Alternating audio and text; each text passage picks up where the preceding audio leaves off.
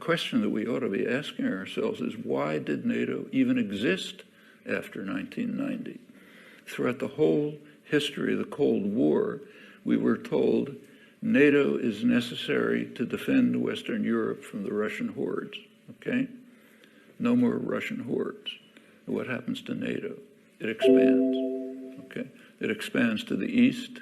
Its mission changed. Its official mission now is not to defend Europe from the Russian hordes. It's to control the global energy system, sea lanes and pipelines, and to serve as a US-run intervention force. Well, you know, we're all educated intellectuals. We can now ask a question: what was the nature of the propaganda we were fed all those years? I mean, if NATO was there to defend the West from the Russians, why is it now expanding right to the borders of Russia, becoming a global US intervention force, protecting sea lanes and pipelines and so on? What that tells us is all the talk about the Cold War was just a pure lie. And there's plenty more evidence for that, which we could go into.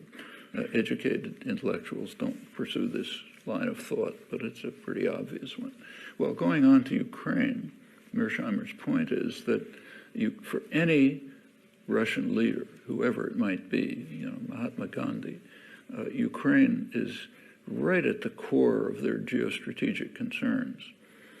For Ukraine to be taken into NATO, which is what is repeatedly threatened, would be a very serious threat to Russian security, quite apart from historical interests, which go way back, the origins of the Russian Empire, in fact. So yeah, you can give arguments against Russian interference in eastern Ukraine after the coup that took place there, but it's a complicated story, and the West is not without its significant initiatives there.